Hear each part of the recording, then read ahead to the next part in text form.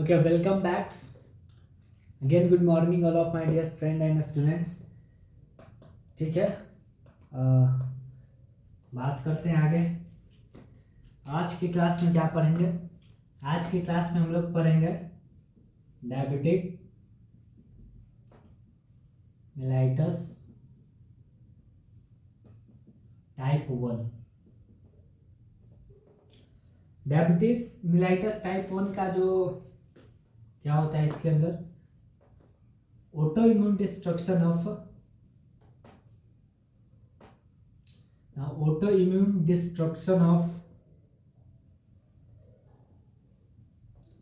Beta cells of pancreas. Auto immune destruction होता है beta cells of pancreas का। अब हमें ये देखना है कि ये जो ऑटो इम्यून डिस्ट्रक्शन होगा बीटा सेल्स का, वो कैसे होता है, क्या इसका एटियोपैथोजेनेसिस है। तो इसके लिए दो फैक्टर रिस्पॉन्सिबल है। एक तो जेनेटिक फैक्टर है, वो होता है।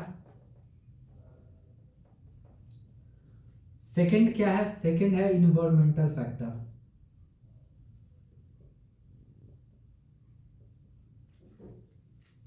तो पहले है जो जेनेटिक फैक्टर है उसको देखते हैं, उसके बाद हम लोग इन्वायरमेंटल फैक्टर है उस पर मूव करेंगे।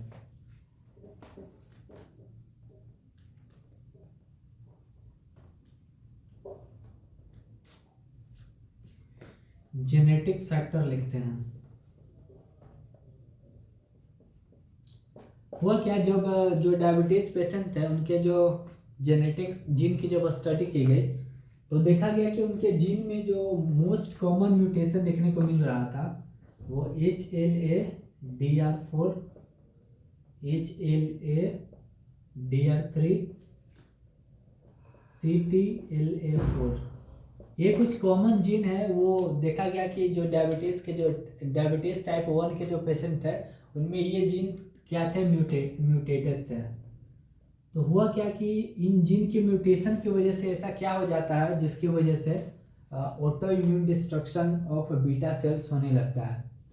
इन जीन के म्यूटेशन की वजह से क्या होता है कि जो हमारे बॉडी का जो टी सेल्स होते हैं, टी सेल्स के पास क्या होता है, जो अगर टी सेल नॉर्मल होगा ना तो हमारे बॉडी के जितने भी सेल्स होंगे उनको इस तरीके से ट्रेंड किया होता है कि बॉडी के जितने भी सेल्स में जो सेल्फ एंटीजन प्रेजेंट होगा उसको वो रिकॉग्नाइज कर लेगा।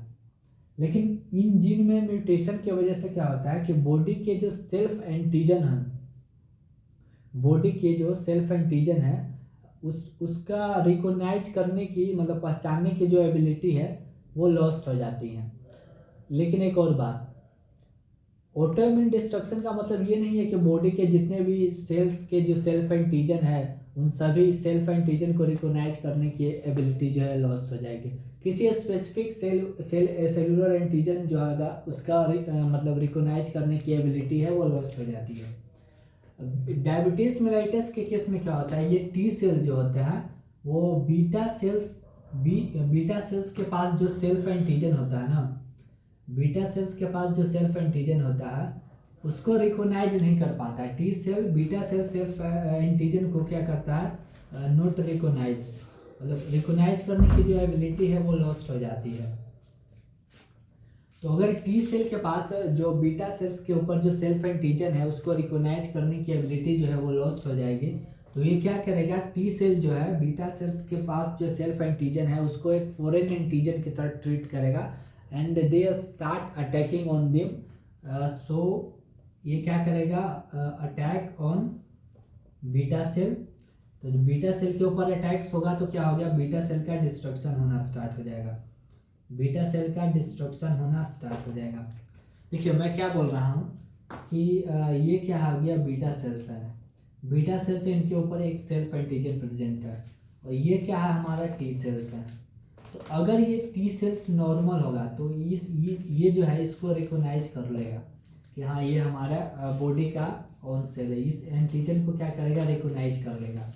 लेकिन अगर इसके अंदर क्या हो गया, अगर इसके अंदर ये HLA-DR4, HLA-DR3, CTLA4 ये सब म्यूटेशन हो जाएगा।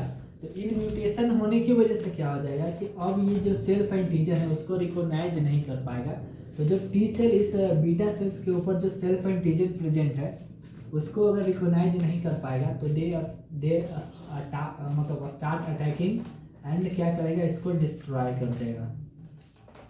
तो इस तरह से क्या होता है कि जेनेटिक्स फैक्टर हो गया, टी सेल्स है उसके पास कुछ म्यूटेशन हो जाता है, उस वजह से क्या होता है कि जो बीटा सेल्स के ऊपर जो सेल्फ एंटीजन प्रेजेंट होता है उसको वो रिकॉग्नाइज नहीं कर पाते हैं।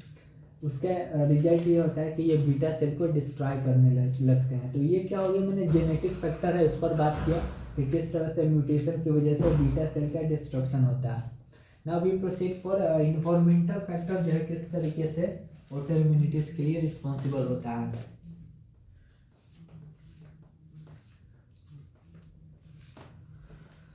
ऑटो इम्यूनिटीज के लिए इन्वायरमेंटल फैक्टर जो है वो किस तरीके से रिस्पॉन्सिबल होता है, अब उस पर बात किया जाएगा।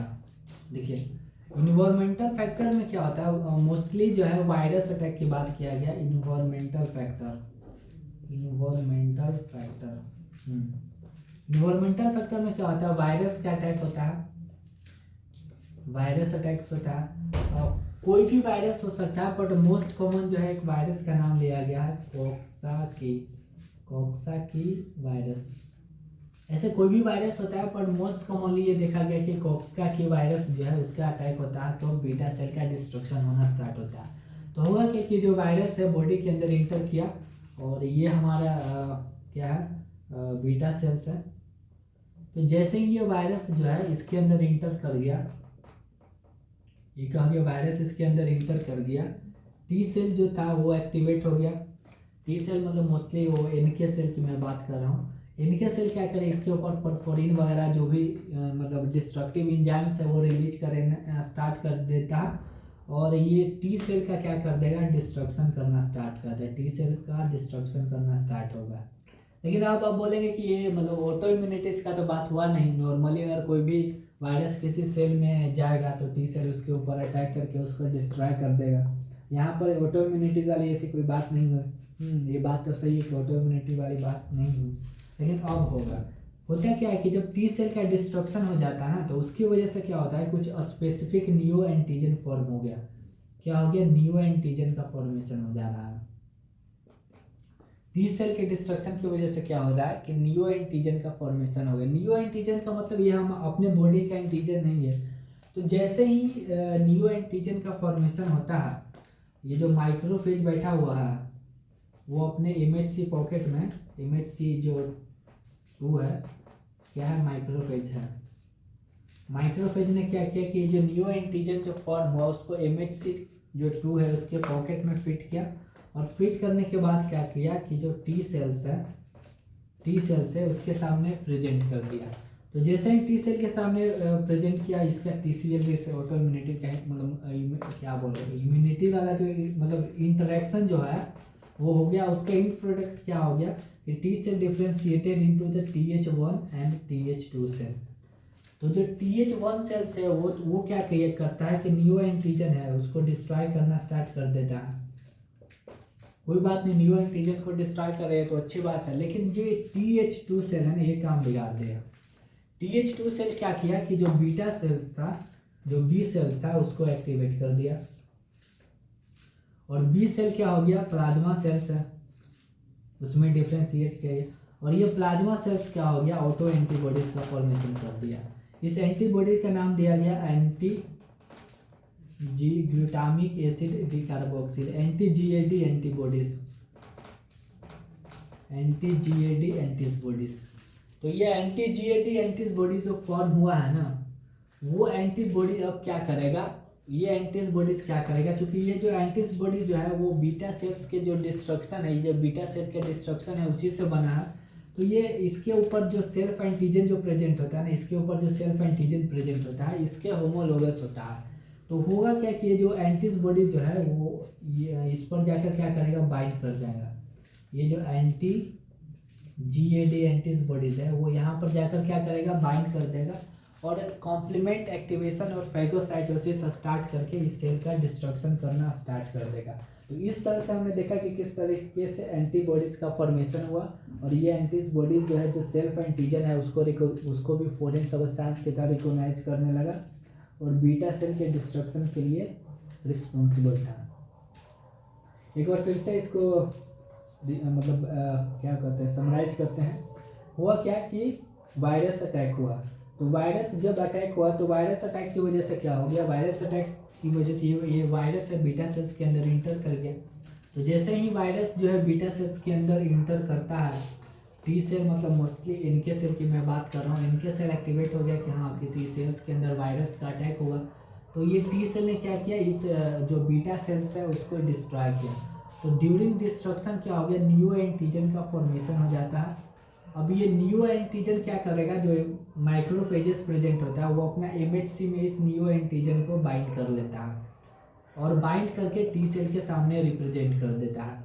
तो जैसे ही ये टी सेल के सामने रिप्रेजेंट कर गया, टी सेल डिफ्रेंशिएट हो गया TH1 एंड TH2 सेल में। तो TH1 तो न्यू एंटीजन को डिस्ट्रॉय करता है, ये हमारे लिए सही हो गया, कोई दिक्कत की बात नहीं है।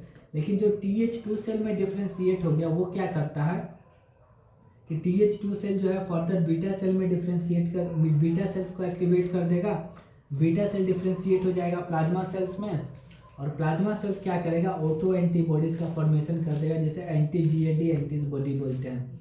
अब ये जो एंटी जीएडी एंटीबॉडीज क्या करता है, उसका बीटा सेल्स के ऊपर जो सेल्फ एंटीजन ये प्रेजेंट होता है वहाँ पर ये बाइंड करेगा, और by the way of complement activation and phagocytosis again beta cell, lots of beta cell का डिस्ट्रक्शन जो है वो करने लगेगा। तो यहाँ तक हमने देखा कि किस तरह से जो ईटियोपैथोजेनेसिस है डायबिटीज मेलाइटस टाइप 1 में ऑटो इम्यूनिटीज की वजह से इसका मतलब बीटा सेल्स का डिस्ट्रक्शन होता है। तब तक के लिए यहीं पर लेक्चर को एंड करते हैं। Good night.